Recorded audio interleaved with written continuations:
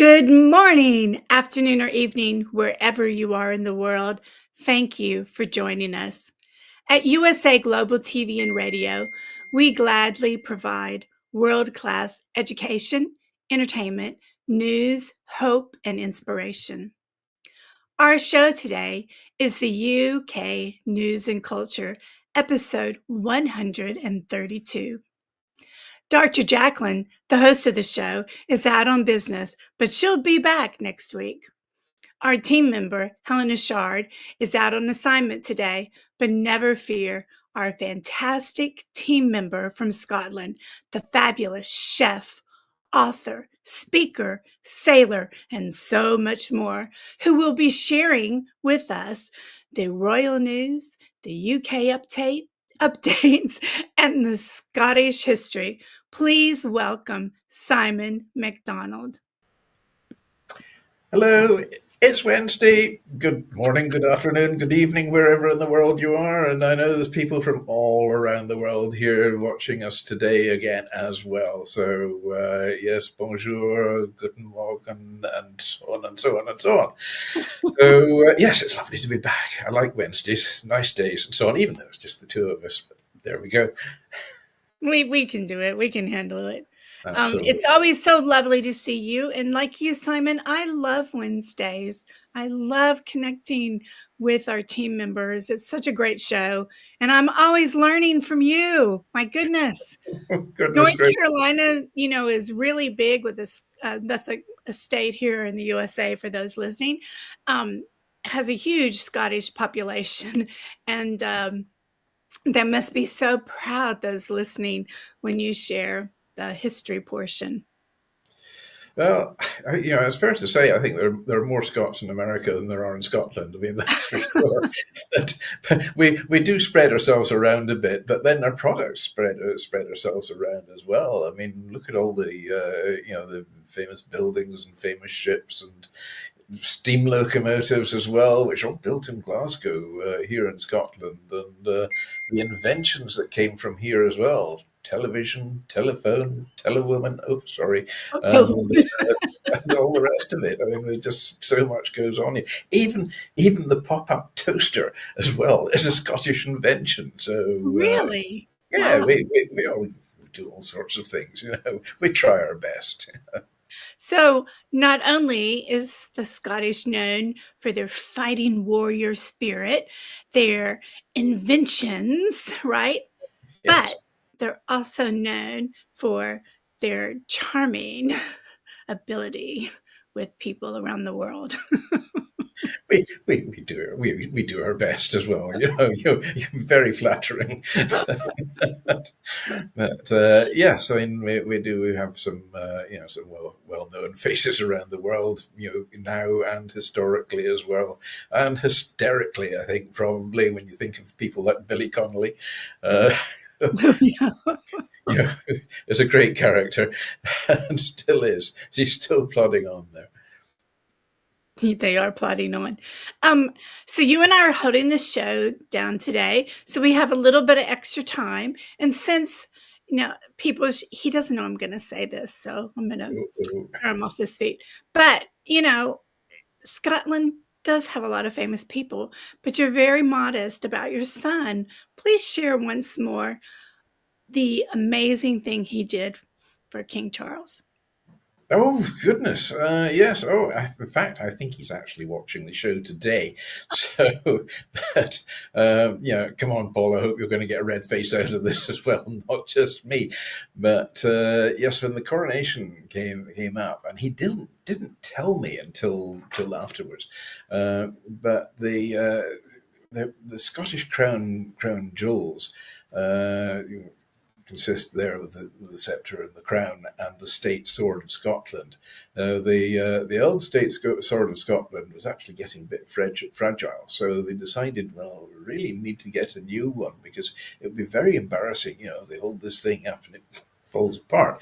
So it was commissioned, and there was a team set up to build this new state sword of Scotland, and my son Paul, being bladesmith, has built the blade for this sword. And it's the most magnificent piece of engineering and etching and so on. A lovely, lovely sword.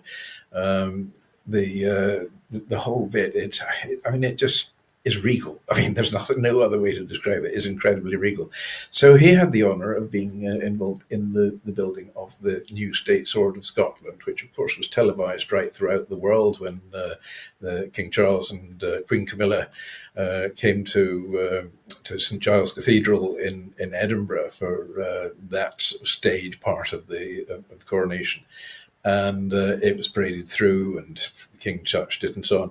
But also, which was going on beforehand, was that he'd been summoned to meet King Charles in the Holyrood Palace to talk about the sword and the rest of the crown jewels, but in particular the sword.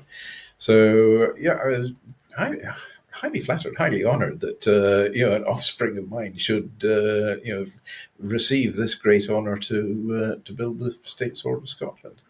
So there we are. But he makes swords. He does fight choreography, and he's a great historian. I mean, he's quite an authority on historic arms, swordplay, and all the rest of it. Going right back to Pictish times, you're going back thousands of years here, not just a couple of centuries ago. So he is quite a leading authority on that. Great researcher, and he has unearthed and found treasures of the past which are just priceless. So very proud of him. Wow. We'll have to have him on the show one day as a guest. That's just amazing. If I could pin him down, then yes. Come on, Paul, give me a call. But yes, I bet you were bursting with pride. Well, do you have any royal news for us? Yeah, well, not a lot, because I've been so busy this last week, incredibly busy, and to the point where Monday morning I woke up, had to check if I've still got a pulse because I was so tired. But anyway, there's been the most wonderful video has been released this year, because Princess of Wales, or Catherine, has now finished her course of chemotherapy with cancer. So hopefully they've got this sorted out, nipped in the bud, and she's going to be totally okay. So there's this magnificent, beautiful, really heartwarming video with Kate and with Prince William and with the children as well, and it's all in a lovely woodland setting, and it's it's basically saying, I'm fine, I'm all right, I'm getting back into it again. And there's all sorts of symbolic things, like she had a butterfly in her hand, and she opens the hand and the butterfly flies off. It was just one of the most heart-wrenching, heartwarming video clips I think I've ever seen. So it's nice to see that she's getting back on the go again, and she's getting lined up for royal duties as well. She'll obviously take it easy at first, and that's it. But she's there and she's back, and it's just so lovely to see her, and it was just wonderful to see that particular video. So there we go. And King Charles, he's getting ready for his trip off to the deep south, southern hemisphere, Australia and the South Sea Islands and so on. So he's on the mend as well. So yeah, great, lovely to see. It's absolutely wonderful news, and not only for the country, but privately for the family, because none of us, especially us children of our parents, we can't imagine our parents being sick because they're supposed to be so strong. So Yes. I'm very happy for them. Yes. Oh no, it's just so pleased the way it's all turning out now, and as I say, this video just really was the icing on top of the cake as well. Just so nice to see that. I'd love to have the video to show on today's show, but Right. maybe Helen might be able to get hold of that one. That's very much more her domain, I think. Yeah. So the king's going to Australia and so forth, and is it just to say hello to the people? is there a purpose? I don't know. It is an official visit, so that's all planned out and on the cards and I'll so on find as out. well. Yeah. I don't think he's. I don't think there's been a royal visit there in or has there been a royal visit to the South Sea Islands? I mean, I think somebody would need to pick me up and correct me on that one if there has or if there hasn't. I lead a very sheltered life in Scotland. But as I say, this week I have been so Yeah. up to the eyes. And y'all are so close together. Well, that's it. I mean, I suppose geographically we're not. Scotland and England are very close. Possibly on a friendship basis, it might be slightly tenuous at times. They built Hadrian's Wall across from west to east for a very good reason, I think, and that was the Romans. They got that far, and they think, oh, I don't like these Scots. They're a bit too tough even for us. So Hadrian's Wall came up, and that was it. But there we That go. sounds like a piece of history you'll have to share as well, because I knew about it because of we studied the UK news and the Scottish history, but maybe not everybody in the world knows about Adrian's Wall. So that'll be a little Well, piece of that's it. history. It was, we're proud enough to say it was built to keep the English out. So There we go. funny. But this week it's been it's been a topsy turvy week in the UK. This weekend I was celebrity chef at a big festival, the Clyde Built Festival in Glasgow, and the sunshine was fantastic. It was beautiful weather, and Saturday and Sunday perfect. Even Friday was absolutely perfect. Whereas in the deep south of Englandshire, it chucked it down in the rain. They had thunderstorms, the whole bit, and so on, and Wow. big crisis and flooding and what have you, and so on, which makes a nice change because it's usually the other way about. So we were absolutely delighted to have have the good weather in Scotland for a change. And even today, looking out there, okay, we've got a big wind from the northwest, and it's a very cold wind as well, but the sun is shining, and so all is well with the world. So yeah, I like it like that. Take that sun in before that snow comes, that's for sure. Well, So, there is snow in the hills today in Scotland. oh, The first wow. snows, and I was just looking at the weather forecast later on, and it's showing in the Highlands for tomorrow night. It's going to be down to -2, which must be about Oh my 28 degrees Fahrenheit in old money. goodness. I would not be going outside, that's for sure. Yeah, well, that's it. Winter's on its way, I think. So it's not far off, and I think this is just the first warning. So the gardens will suffer, There you which is go. So I know we need to get to your wonderful presentation, but just real quickly, what did you cook? Because I always get so excited about what you cook. yeah. Well, I love cooking. It's great. I mean, and I've been doing it for years, and and I can play with my food legitimately and not get into trouble for it. And if I do, it's my own fault. So yes, the Clyde Built Festival. I cooked there last year. I was appointed as their celebrity chef, doing demonstrations right through the weekend, and it's just one of these wonderful festivals on the banks of the Clyde in Glasgow, outside the Riverside Museum, and there were just different stalls of all sorts of things. The Merchant Navy had a stall. There was the Fisherman's Mission. There was the paddle steamer Waverley had their stand. The paddle steamer Waverley, I know it so well because I served in the Waverley as a relief master for three months, and that was quite a few years ago. And she's the last seagoing paddle steamer in the world. She's about 286 feet long, carries around about 900 to 1,000 passengers, and does leisure cruises on the Clyde, but then is now going further afield, and she's actually gone down to the bad weather in Englandshire, and so she's doing her final season cruise down there just now. But she was built in Glasgow, and she was actually built on the site of where the Clyde Built Festival was. So it's quite a big thing for the Waverley Association there. And to just to add to it all as well, there's a new footbridge been opened over the Clyde, because this is right in the centre of Glasgow.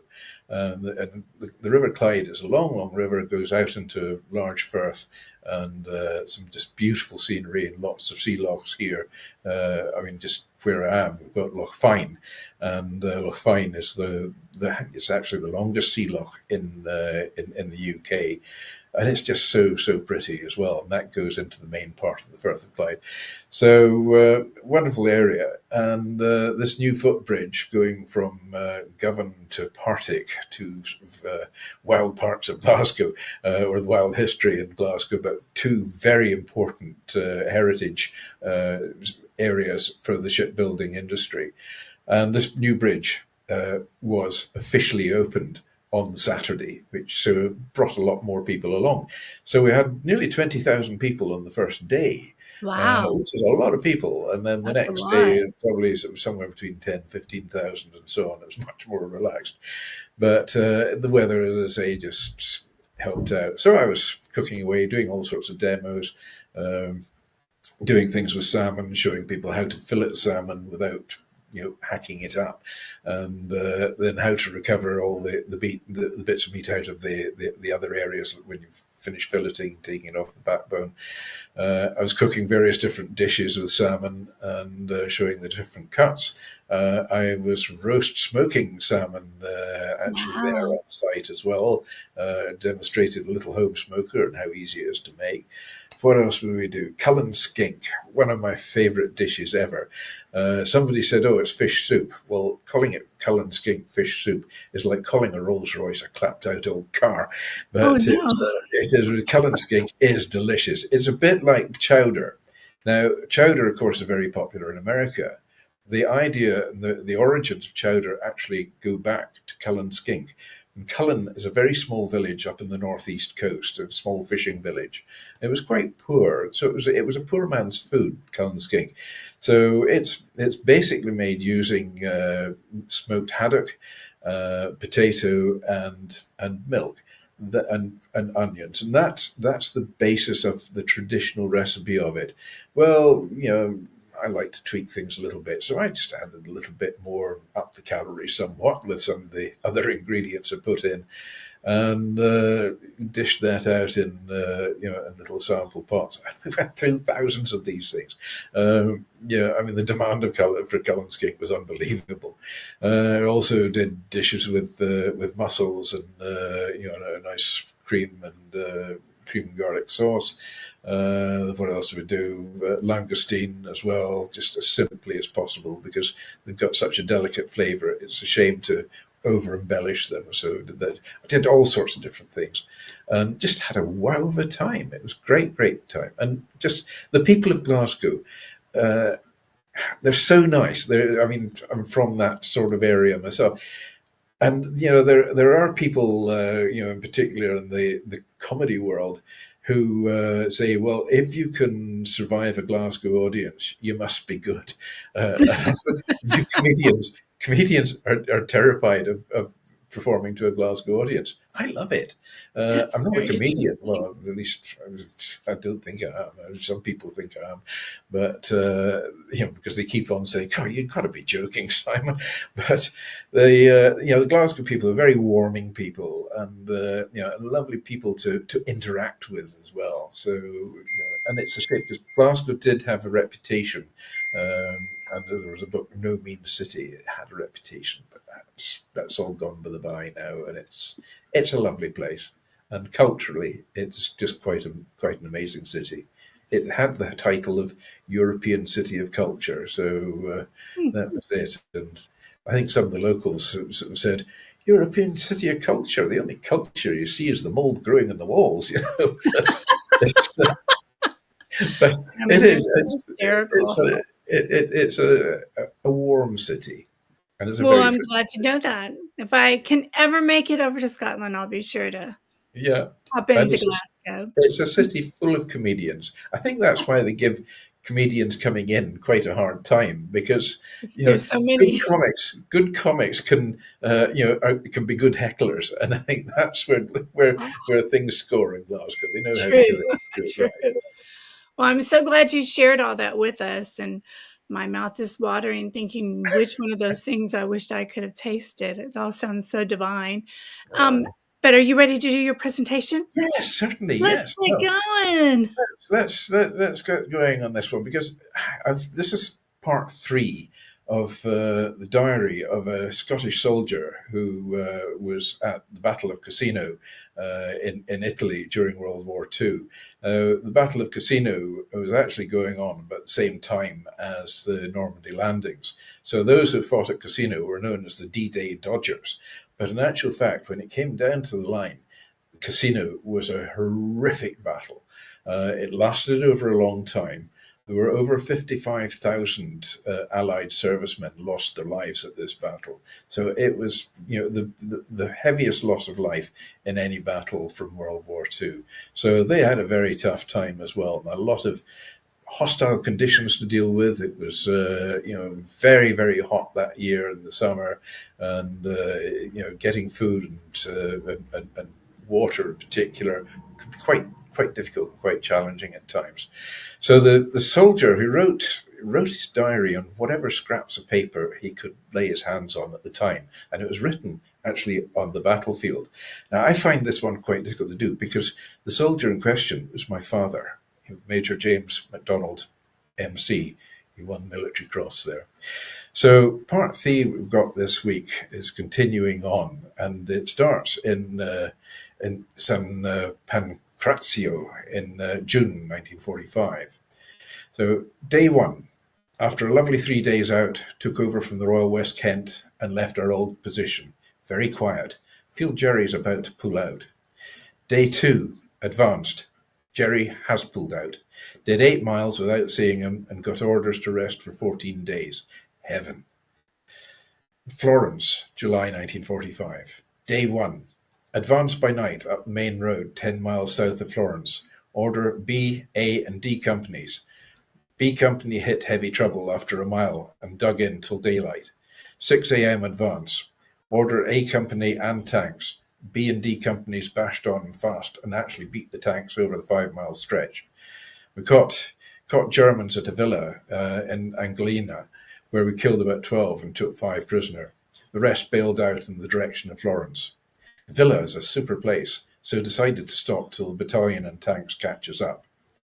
Found a German meal prepared, so the company ate it, complete with coffee. Very nice too. Commanding officer arrived and decided we'd done enough for one day. Pushed B and D companies about half a mile into some farms, and we stayed in the villa. Beds! Oh, yippee. Day two, order to attack that afternoon cancelled. Once again cancelled. Heavy shelling. Tom Campbell was very seriously wounded, and several casualties. Final plan and operation tomorrow, so back to bed. Day three, A company to push down and capture Gracina, a fair-sized little town on the south outskirts of Florence. Did this okay, no casualties, bags of loot, and Jerry running like hell. The Royal West Kent and Royal Fusilier 6 passed through us into South Florence. Spent 3 days in very pleasant in Gracina. Occasional shelling, 3 casualties, relieved by the Yorkshire Dragoons, and pushed south to Floringo for a month's rest and refit. The Germans shell here at 10 a.m., 2 p.m., 6 p.m., 10 p.m., and at half-hourly intervals until 5 a.m., and then nothing until 10 again. Very regular, and you could set your watch by it. The Royal Artillery officer and I see patrols off each night and collect information from them in the morning, piece it all together and get the general picture for a brigade. It's a tricky trip up to C Company, for they're only 35 yards from the German forward positions, and if they hear you coming, they chuck grenades at you. Not nice. Got a fright tonight. Just reaching C Company when something ran at me from a hedge. I hit the deck, but it was only a baby donkey, about 1.5 feet high. So I took it back to battalion headquarters with me and gave it to the commanding officer, taking it out of the line of fire. 5th and 6th nights. Long-distance patrol. Self and 2 others, we crawled through the enemy lines to a depth of 5 miles in behind enemy lines to Aliyah. Milled around German gun positions and got very useful information. Then we lay up on a hill overlooking Aliyah all day. If only I had a wireless set with us, we could knock hell out the German transport with our artillery. We crawled back through the lines again without incident. The Germans seemed very unsure of themselves, and I'd have loved to have shot a few, but orders said, get back without being discovered. Very good fun. Much better than lying still and being shelled.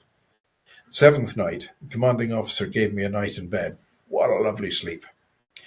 Fed up with rations, bully or sardines and biscuits all the time. The tea has a funny taste. The 8th night, A Company ambush a patrol. Lay in wait for the German patrol, but it didn't turn up. Worse luck. Corporal Mossop got wounded in the bottom by a mortar bomb. Silly ass, ought to have been lying down at the time. 9th night, a company recce patrol, okay. D Company fighting patrol, didn't contact the enemy 10th night. Relieved by the Royal West Kents, out of the line to Viticoso for a bit. Only casualty in battalion was 1 man wounded. Didn't damage Germans much, so up to Florence for July 45. Day 1, moved up into the line, took over from the Coldstream Guards. Rumour that Jerry is pulling out, but I don't believe it. Did a recce with the commanding officer for tomorrow's advance. Very quiet, no shelling. Oh, it's unnatural. Day 2, we advanced at daylight, ordered companies A, D and B. We pushed up on the main road, and companies D and B took a series of high features on the right. We cleared a small village, Duda, and pushed on to the road junction below Con. D and B companies hit heavy trouble on our right, and their commanding officer ordered us to stop where we were. He came up for a look-see, and he and I were nearly killed. We were standing on the road talking when down came 2 ruddy great mortar bombs landing on the roofs of the houses on either side of us. The blast knocked us over, but no damage done. If either of those bombs had landed on the road, R.I.P. Day 3, at 2 a.m., a company of Royal West Kent Regiment took over, and A Company was withdrawn to go up and help B Company on the hills. We struggled up in the dark and had a hell of a job finding them. Dug in by first light. Lay in defensive positions all day, light shelling, but had a heyday against the Germans with our own artillery, far from my position. I would direct the fire, plunk on them. Bags of Red Cross flags and evidence. So on day 4, same positions, but moving into the valley to rest tonight for advance in the morning. Day 5, 6 a.m. advance. Got to Con, held by the Royal West Kent Regiment, and planned 3 company attack on some mountains. Attack on and off several times. The commanding officer seriously wounded, and Graham Smith, just back off course, took over. Commanding officer is very brave, gave out his last orders while in extreme agony on the stretcher. Lieutenant Colonel Madden, DSO. Next stop for him is Blighty, England. Now with the 2nd Gordon's Company to take a small hill, and A and B companies to go for a huge feature called Corbett, creeping up through a wood in the dark and clearing mountains next day. I don't like it. I feel it'll be a real stinker. I wrote to Marjorie a farewell letter just in case, and I left it with the Padre. Day 6. What a day. Last night advanced through woods in dark. A Company left and B Company right, halfway up, surrounded by machine gun fire and grenade throwers.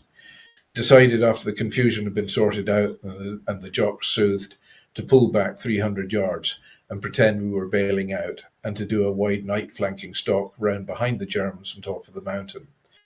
It worked, and by first light we were dug in and making recce's on top of the mountain. Hellishly warm, no water, no rations, very little ammunition. I confirmed with B Company commander and decided to wait and see for an hour. While waiting, we put 3 unsuspected Germans in the bag who'd wandered over our way to relieve nature, not knowing that we were there. Heavy shelling down at battalion headquarters in the valley, but quiet up here. I put in an attack using 2 platoons of A Company, held up by intense machine gun and mortar fire. Lost 8 killed and 12 wounded. Withdrew to a position and licked our wounds. Commanding officer wirelessed us to hold it there. Day 7, we're still holding it. No food, no water, short of ammunition. Took out a small patrol and saw one of our officers captured. So I dashed forward, yelled to him, and chucked a grenade at the 4 Germans with him. He dived in a hole and got away with it, but the 4 Germans died.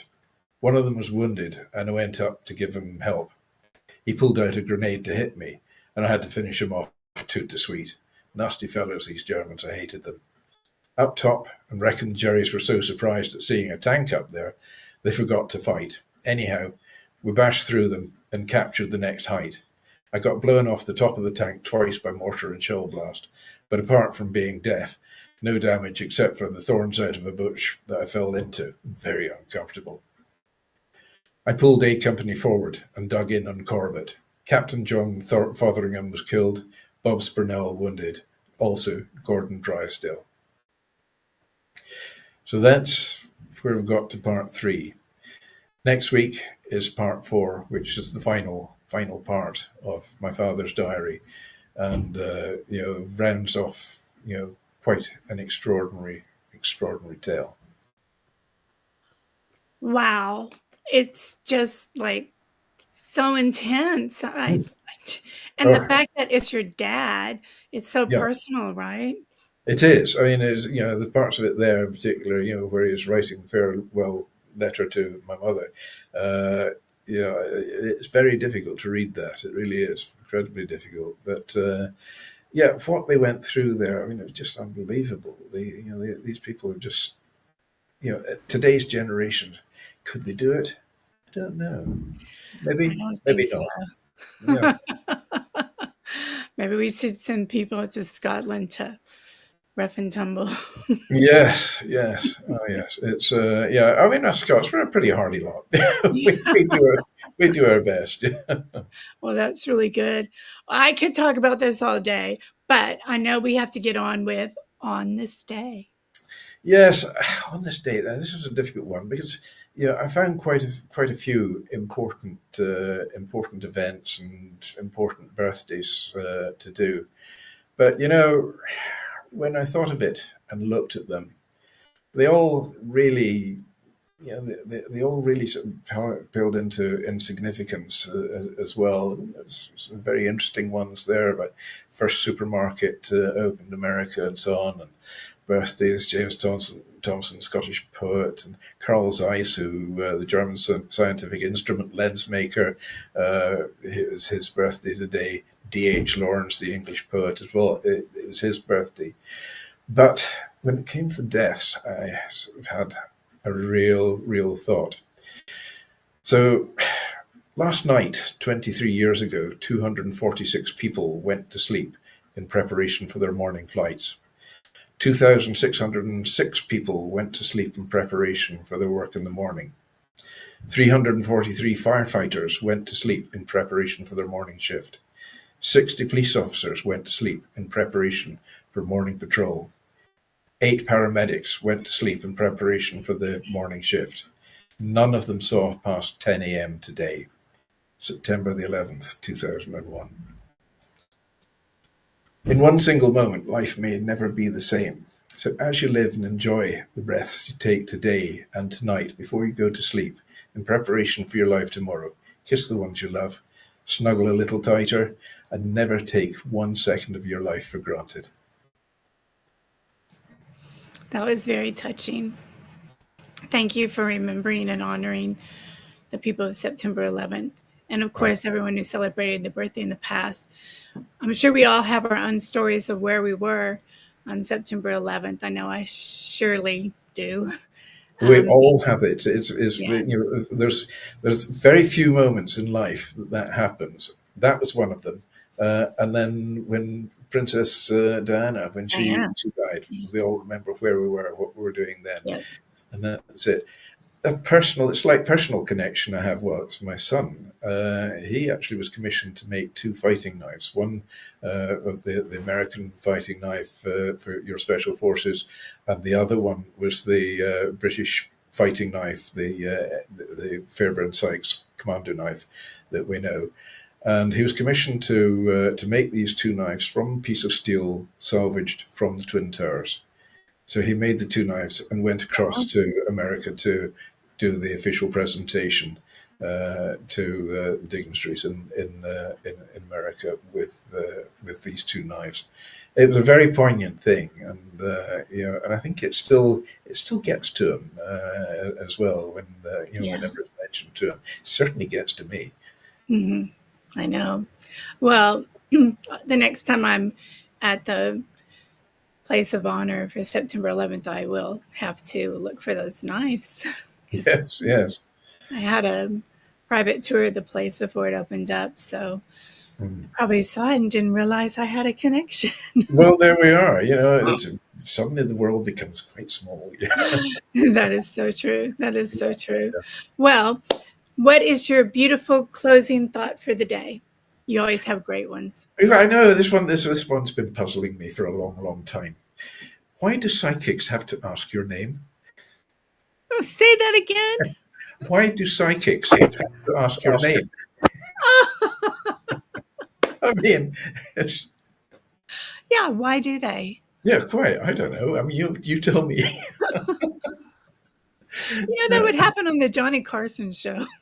His sidekick's like, "What, Johnny? What is your name?"